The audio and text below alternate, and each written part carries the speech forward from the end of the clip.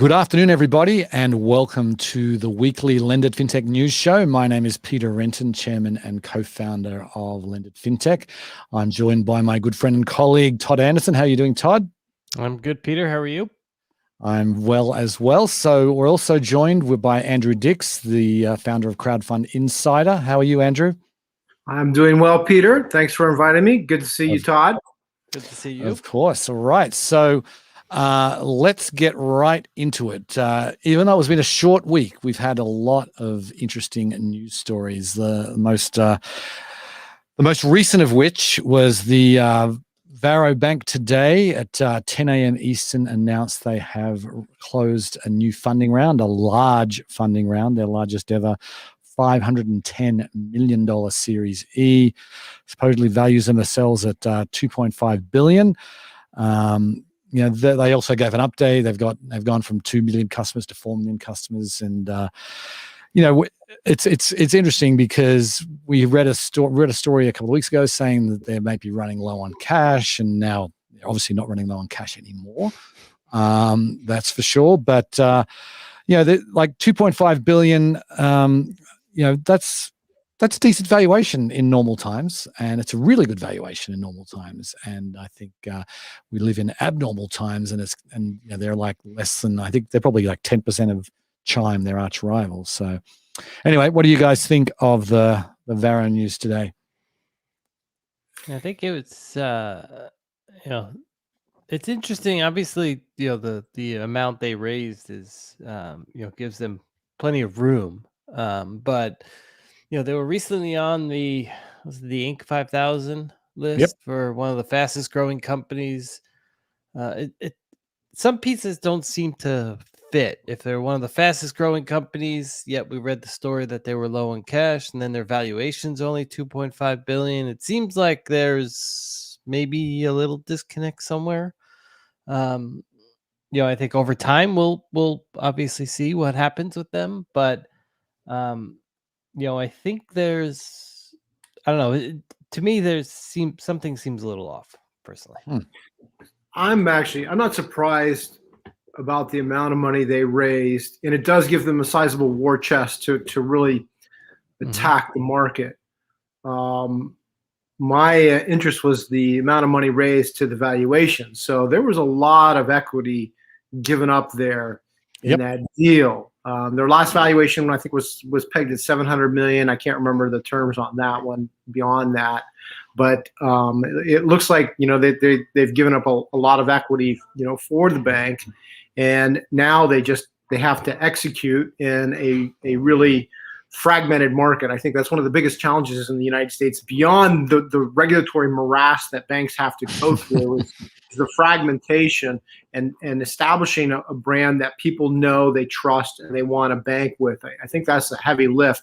But on the flip side, it's one of a few chartered digital banks, and there are not that many in the United States. And I give credit to Colin Walsh, the CEO, because he was really the first true fintech to go through the entire bank chartering process, which is it's incredible. That's a Herculean task that he was able to accomplish that, and I think that will bode well for them if they can put a marketable package together to get people to sign up, because 4 million accounts is peanuts when you're competing with the money center banks, and that's what he's got to do. It's execution time, but he has the money now, right? Yeah, he sure does, and I think that's really interesting because the thing of you look at Varo, and they have this competitive moat in some ways because they do have this bank charter, and they should be making more of a big deal out of that. I don't know, maybe their consumers don't care. Maybe they've thought that, but I feel like that is their one competitive advantage that no one else, and in fact, no one else will ever be able to touch in some ways, because they were the first, and that they have that that mantle now forever. And maybe do customers care? No, I think customers. Yeah, customers. I mean, we got to a stage where we've had a stable banking system for such a long time that I think probably the average customer, particularly the average Chime customer, doesn't even think about their bank going out of business. It just doesn't even occur to them because, okay, they go out of business, the FDIC comes in and I keep my, $2,000 I've got in my checking account, and I'm made whole. So I feel like that it may not be, they may not care. Well, I think, and we've talked about this before, there's a lot of inertia with getting people to change their bank to a different bank or to sign up new people to get to bank. It's hard. I hate, my bank or my banks. I hate them all. And yeah, I'm a case, study here, but I haven't really changed. There are a couple fintechs that I'm kind of eyeballing about, who am I going to, end up with? Because once you're there, you have a tendency to stay there, I think. And for most consumers, I mean, Peter and Todd, you guys are unique because you're part of this, group of people that actually really care what a bank charter is. But I think that's what they have to do right now. They have to give people a reason why to use them as opposed to Citi or JPM and all the others, Chime, and make that transition. And, what's that story beyond, 4%, interest rate in your savings account? Right.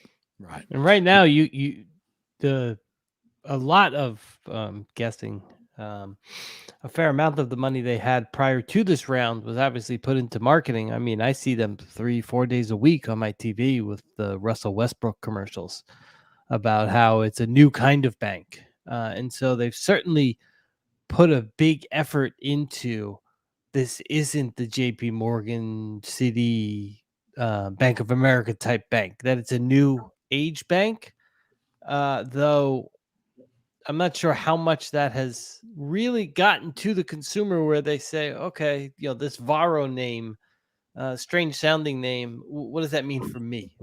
So I think they still have work to do there. I mean, I think they're on their path, especially now with the war chest, that they can begin to change that equation. But I still think they have a fair amount to go. Chime probably was perfectly set up for the PPP, and I mean the not the PPP, but the stimulus checks, Right. especially for the group and person that they go after. I think Varo needs to find that customer that really needs their bank. Yep. Yeah. Anyway, we need to move on because we have lots of other stories to talk about today. The next story is PayPal, and they have bought a Japanese buy now pay later company called Paidy, Paidy. Actually, I've known this company for a long time because I chatted with the CEO back in 2014, introduced by my good friend Jason Jones, who knew him, and and so I've been following this story for a while. And Paidy's they've been quietly doing pretty well, as you can see. He sold for for 2.7 billion. The guy's probably close to a billionaire now, and they have. And he's a Canadian. Like, he's operating in Japan. He's one of these guys who went to Asia, did investment banking and in Hong Kong and Tokyo, and then now he stayed and started a business. And it was a pretty rocky beginning from memory. But anyway, it's PayPal. They now have an entryway into buy now, pay later in Japan. 6 million registered users. And this is what they said was those are good for Russell. It's primarily a cash deal. So they laid out the money for Paidy. Yeah, I think Go ahead, Andrew. Yeah, I mean, I think PayPal's on a mission. It wants to be the one, and it's got a couple competitors, and Japan is a big market. I don't know the Japanese market. I'm sure you know it better than I do, Peter, but they're paying for something, and that's a lot of money to get a BNPL and a with 6 million customers or whatever you said. But that's the game right now. When you become a PayPal, you start to look around and say, who do I want to buy? Because that's how you get bigger. That's how you expand your services, your brand, and you start to offer everything to everybody globally, right? Yep. That's the play. Yep. And I would think that now I'm not an expert in the Japanese market either, that they must see some trend of how consumers, probably younger consumers, are using credit, thinking this is the play for us to enter that market in a bigger way, versus maybe just trying to acquire customers slowly over time. Hey, buy this up, 6 million customers. Now everyone's using PayPal versus Paydi. And as someone just commented, I'm sure it raised the eyebrows of Rakuten as well. If you look at, someone commented in our show chat channel there. So that's an interesting play as well, because Rakuten, I know, is still trying to get a charter here in the US. But Yes. it's a good move by PayPal, especially a global brand like that. Well, the last thing I'll say about this before we move on, I feel like, Square bought or is in the process of buying Afterpay for $29 billion. So that's about 11x what PayPal just paid Paydi, and Afterpay, I think, was at 14 million, 16 million customers. I think it was 16, versus 6 million here. And the Japanese market's a great market. I mean, I went back and looked at my notes from my conversation back in 2014 with the CEO, and they skew heavily female 20s and 30s is sort of their core audience. It sounds similar to Afterpay, except maybe skewing a little bit older, like a lot of fashion, a lot of those kinds of accessories that those kinds of consumers like. So anyway, one to watch there in Japan. Next, I think we need to talk about Coinbase. There's been Brian Armstrong, the CEO of Coinbase, got on Twitter. I think it was yesterday, it might have been the day before, but got on Twitter, and he basically went off at the SEC. And it does, if you look at his side of things, it sounds pretty bad, where the SEC were having talks with them about their lending product. They want to launch Coinbase Lend, which is basically earning interest, 4% interest on your USDC tokens if you stable coin that you own at Coinbase. You can, and that's something that many other Gemini, BlockFi, and all the DeFi platforms are doing. So it's a pretty common product. And the SEC said, no, we will sue you if you launch this product. And he basically went off at them, called them sketchy. I really don't think it's a very good idea to get on the bad side of regulators. You can be annoyed at them. I think it's not a smart move to go public with calling them names. They have a monopoly. They are the regulator, and you have to do what they say. And so anyway, there's this story is only just getting going, and it's gonna play out over the next few months. But really, really interesting. Coinbase versus the SEC. Who's going to win that one? Well, I think you're right about the part on, Brian Armstrong taking on the SEC is not a good idea. No.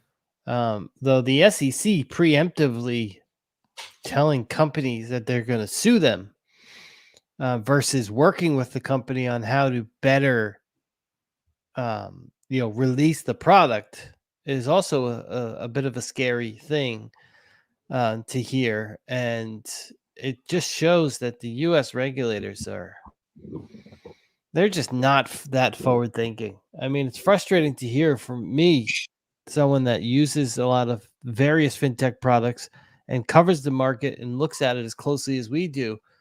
Just to hear them start putting chills into companies like this is a scary thought going forward, especially when places in other areas around the world are fastly innovating in fintech. It's putting us further and further behind. Yep. Yeah, so I have an opinion on this. Okay. I am Team Armstrong on this. I think that he is correct in being chagrined that the SEC sent him a Wells notice. The past administration struggled with fintech, struggled with digital assets. Everybody knows that. The industry hated it and struggled with it too. But they always ask people to come in and talk to us. Let us know what you're thinking about doing. Let's discuss it first, which I think is the correct approach, because a lot of these things are very esoteric. The regulators don't understand everything. It's good to be having a conversation. The fact that the SEC is saying, hey guys, we're going to sue you if you start a lending product is a kind of rude. Like, you pointed out, Peter, because other platforms are doing this, and I saw somebody on Twitter saying, well, how can they pay 4% on savings here? But you got to look at it from like margin lending, right? I mean, Right. you look what the brokerages charge. Unless you're really huge, they charge kind of a usurious fee. I mean, that money is going someplace. In this situation, you're able to give it back to the people who have parked their cash, which I like. I think that's a very forward-thinking approach. There's a lot of trading, a lot of institutional trading going on in the crypto space. It's all about vol. It's all about volatility. It makes a lot of sense to have a trading platform and product. But here's the inside scoop. The chatter is that Gensler, the new sheriff in town, he really wants to be Secretary of Treasury, and the way he's going to achieve this goal is by kind of making friends on the Hill, and then it's all about investor protection. So there's been this back and forth between him and Warren about creating, Elizabeth Warren and the Senate Banking Committee, creating new legislation to give them new authority. I think that is his path. I think Interesting. This will be the pinnacle of his career. Give him 2 years for sorting out the digital asset, ecosystem and saving us all from ourselves, and then he'll step up. So come back and let me know in 2 years from now if I was right or wrong. Right. Well, yeah. One last thing on that before we move on. I read Hugh Son's piece on CNBC. And he quoted Caitlin Long of Bank, and what she said, which I think is incredibly discouraging. She said, look, there are people like myself, people like Brian Armstrong, who want to engage with regulators, who have really started conversations and have been shut down.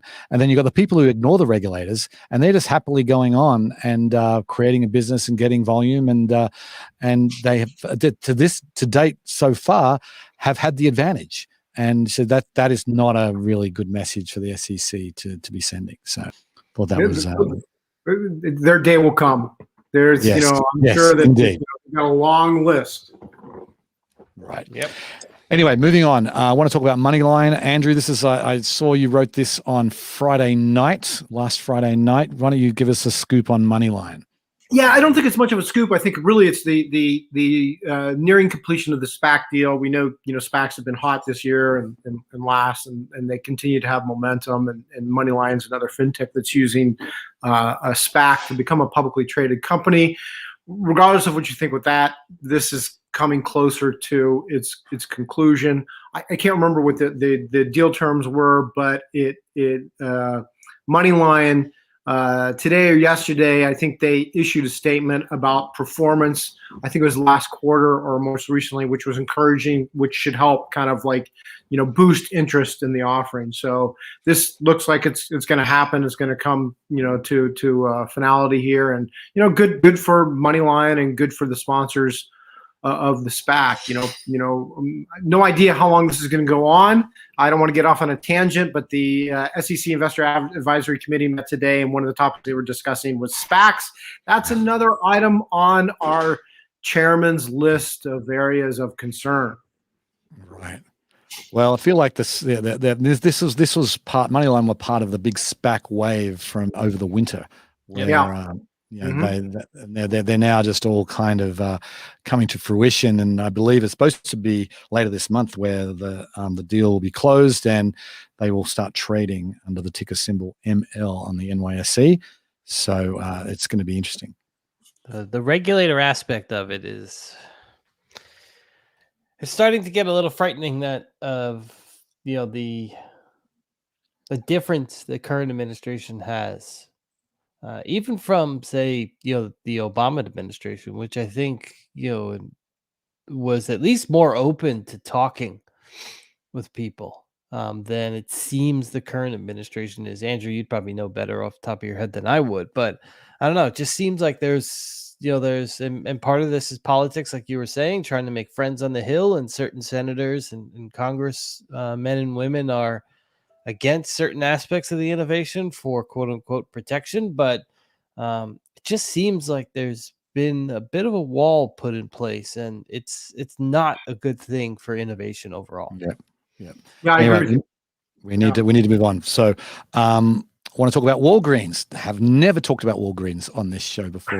maybe when they first announced they were doing something, but Walgreens, yes, that Walgreens that has basically a pharmacy and I guess a grocery store in many ways. I didn't realize they have 75 million members. That's impressive, and they're launching Scarlet. Scarlet is, I think, the color of their logo. It's nothing to do with the scarlet letter. It's going to be a digital bank debit card. You can open it up in store. You can open it up online. 3% cash back at Walgreens, 1% everywhere else. And this is they're joining the party with a digital banking offering. It's through MetaBank. And MasterCard is sort of is the other partners they're using. I mean, this is the natural move for retailers, for pharmacies, for everyone. Essentially, is you have the customer. One way to keep them in your ecosystem is to offer them something like this, and so they shop at Walgreens more often to get more rewards and get more potential free things. And then someone partners with Walgreens, and then they go to that partner because they get more rewards staying in that ecosystem. I mean, that's essentially the play, and I think we'll continue to see it over and over and over again. Yep. Yeah, I agree, Todd. I mean, this is just part of fintech everywhere. Financial services will be ubiquitous, whether you're at Walgreens or Walmart or wherever, and these companies are motivated to offer it because now it's pretty easy, whether you do it yourself, or you partner with somebody, and it's all about data and engaging with the customer and keeping that relationship and just building that stack of offerings and services you can offer to them. I think the longer theme here is, everybody's going to do that. So then if you're a digital bank or a fintech, how are you going to compete in the long run? We're not quite there yet, but I'm certain platforms are really thinking about that now. Yep, for sure. And just one last thing on Walgreens. I think this is in some ways a financial inclusion play, because they said that many of the Walgreens in rural America operate in towns where there is no bank branch of any kind. And so that's this is a perfect way to shelve the postal banking idea. Yeah. And just the postal banking was idiotic, but it's idiotic. But I mean, this is where it's really financial inclusion. Walmart, Walgreens. I mean, stores like this have so many customers, and for the fact that they can offer them this type of service pretty cheaply is such a natural extension of the financial system as it stands and is the way it operates today, versus let's create a bank with the postal system. Right.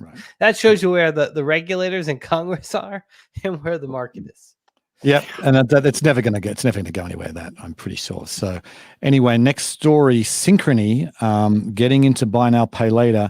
They, obviously they're a big, huge credit card. Synchrony used to be GE Capital, changed their name, and in the last decade. And anyway, they have 68 million cardholders. They've got Amazon, PayPal are both partners. Now, both of those companies have buy now, pay later offerings, or Amazon is partnering with the firm, as we talked about last week. But they're going to have it's a pay in full product. That's the Afterpay invented product that is now ubiquitous, it feels like. And Synchrony is, they say they're going to be they want to be a real player here. They're going to have lower fees than some of the other buy now, pay later platforms. So I think it's getting crowded in the buy now, pay later space. Yeah, I mean, I think you're making an important point there. It's getting crowded. So what's that next step? You had a few early platforms that saw that credit cards was just a fat, juicy target because of the usurious rates they charge people and how easy it is to make money. And so BNPL came along. So how does this iterate over time? Is it a race to the bottom, or what's next? Because it is getting crowded. Yep. Yeah, for sure. Yeah, I don't know. It seems like everyone needs to have a buy now, pay later option right now. Yeah, that's how it's. If you don't have it, you're in trouble. Yeah, and I think for Synchrony, they're seeing that they rely on a lot of their revenue from credit cards, and this is going to be a way to basically play the other side of the play here. Anyway, let's move on. Addy, they are a Latin America buy now pay later platform. We've had their CEO Santiago Suarez speak at our Latin American event a couple of times. $75 million Series B extension. That's not all that much. That's not the reason we're putting this in. The reason we're including this is because the valuation was triple what it was 3 months ago. Just let that sink in for a second. Triple what it was 3 months ago. That is insane. And Latin America is hot. Buy now, pay later is hot. I guess you put them all together, and you've got something that is white hot. Yeah, I mean, absolutely. So they must be doing something right if they're tripling their valuation in just a couple months. I can't remember what it was, but Latin America's hot.